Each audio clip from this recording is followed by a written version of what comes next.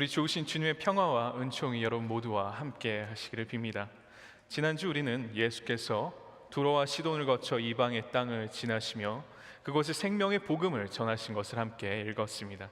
예수의 걸음은 경계를 향해 있었고 인간들이 만들어 놓은 바운더리를 넘어섰습니다. 예수의 걸음은 새로운 생명을 주는 걸음이었고 하나님의 새 창조를 불러오는 일이었습니다. 시로페니키아 여인의 믿음과 그 딸의 회복은 예수의 새로운 복음 안에서 유대인과 이방인 사이의 구분을 무너뜨렸습니다. 하나님의 생명이 예수 그리스도를 통해 모두에게 임했습니다. 그리고 갈릴리 지역에서 만난 귀먹고 말 더듬던 사람은 에바다, 열리라는 예수님의 명령에 치유와 회복을 경험했습니다.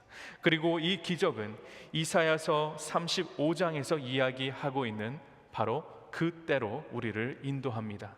예수의 때에 이르러 오리라 예언되었던 그 때가 임했습니다. 하나님이 함께 거하시는 임마누엘 하나님의 역사가 일어났습니다. 그때 모든 것이 시작된 그 시작과 모든 것의 끝과 만나는 영원히 찰나의 시간의 이때에는 하나님의 그때가 예수를 통해서 실현되었습니다. 예수를 통해 이 땅에 하나님의 생명이 임했습니다. 새로운 창조가 시작되었습니다. 그러나 바리새인들과 율법 학자들은 마음이 굳어 있었고 닫혀 있었습니다. 그들은 보기에는 보았지만 예수가 누군지를 깨닫지 못했습니다. 제자들 역시 마찬가지였습니다. 예수의 사역을 누구보다도 가까운 곳에서 경험하고 지켜보았지만 그들조차 귀가 먹고 눈이 가려져 있고 말하지 못하기는 마찬가지였습니다. 그들의 닫힌 생각을 향해 예수께서는 외치고 계십니다. 에바다, 열리라. 이와 같이 하나님의 새로운 변화와 가능성들에 우리의 마음을 열어놓을 때 주님께서 우리 가운데 주님의 뜻을 이루어 나가실 것입니다. 예수와 제자들은 가이사랴 빌립보의 여러 마을을 다니고 있었습니다. 가이사랴 빌립보는 이스라엘 영토의 가장 북단에 위치한 도시였습니다. 이곳은 로마 황제 카이사르 아우구스투스가 헤롯 대왕에게 하사한 지역이었고 후에 헤롯 빌립 2세가 이 도시를 새롭게 정비하였습니다. 그는 이곳을 그리스와 로마 문명이 공존하는 두 문명의 융합이 일어나는 곳으로 멋지게 만들고 싶어 했습니다. 그래서 풍요와 다산의 신인 판을 위한 신전을 지었고 아우구스투스 황제를 기리며 그를 위해서 신전도 지었습니다. 그 도시의 이름을 가이사랴라고 불렀고 뒤에는 자신의 이름을 따서 가이사랴 빌립보라고 불렀습니다. 그렇기 때문에 유대인들은 그 땅에 잘 가지 않았습니다. 이 도시에는 주로 시리아인들과 그리스인들, 이방인들이 거주했습니다. 오늘 말씀에서 예수와 제자들은 이 유대인이 잘 가지 않는 가이사랴 빌립보를 걷고 있습니다. 그의 걸음은 또다시 경계의 땅으로 향하고 있습니다. 그리스와 로마의 문화가 공존하고 이스라엘 땅의 경계에 위치했던 가이사랴 빌립보에서 베드로와 동료 제자들은 마가복음의 가장 핵심적인 위치에 위치한 위대한 신앙의 고백을 합니다. 예수께서 묻습니다. 사람들이 나를 누구라고 하느냐?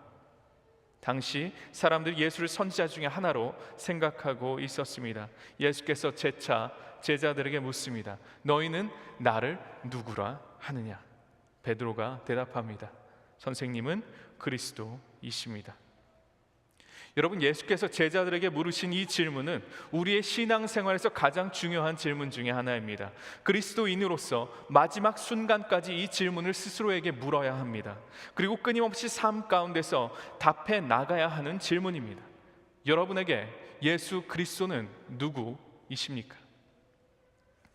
마가복음의 가장 핵심적인 위치에 놓인 이 베드로의 고백이 일어난 공간적 배경이 왜 가이사랴 빌립보이겠습니까? 그곳은 이방의 땅이고 경계의 땅입니다. 유대인들이 느끼기에 그곳은 편하지 않은 곳이었습니다. 우리가 편하게 느끼는 컴포트 존 안에 안주한 채로 편안한 신앙 안에 거할 때는 어쩌면 다른 사람들이 예수가 누구인지를 말하고 있는 것과 같이 자신의 고백이 아닌 남의 고백을 흉내내고 있는 것일 수 있습니다. 그러나 컴포트 존을 넘어설 때, 자신의 경계를 넘어설 때, 하나님의 풍부함을 함유하는 다양성 속에서 서로 다른 언어와 문화가 충돌하고 융합되는 바로 그곳에서 예수 그리스도께서 진정 누구이신지를 우리가 발견할 수 있는 것입니다. 이를 위해 우리는 하나님께서 주시는 새로운 가능성들을 향해, 경계의 지역을 향해 우리의 몸을 내밀어 앞으로 나아가야 합니다. 예수께서는 예수를 그리스도로 이해하기 시작한 제자들 향해 말씀하십니다. 나를 따라오려고 하는 사람은 자기를 부인하고 자기 십자가를 지고 나를 따라오너라. 예수가 가신 길은 행복하고 모든 일이 잘 되고 평안한 길이 아니었습니다. 예수께서는 본인이 버림받은 것을 잘 알고 계셨지만 기꺼이 그 길을 걸으셨습니다. 그 길의 끝에는 하나님의 생명이 있기 때문이었습니다. 오늘 말씀의 베드로와 같이 사람의 일만을 생각하다 보면 하나님의 일을 방해하게 되는 경우가 생길 수 있습니다. 베드로는 예수를 통해 꿈꿨던 자기의 기대와 욕망을 송두리째 잃는 느낌을 받았을 것입니다. 그러나 예수는 우리의 욕망을 투영하는 도구가 되어서는 안 됩니다.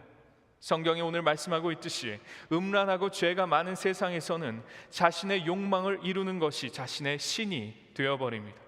그러나 오늘 말씀에서 이야기하듯 기독교는 욕망을 실현하는 종교가 아닌 자기 부인의 종교입니다. 사람의 일만을 생각하는 종교가 아닙니다.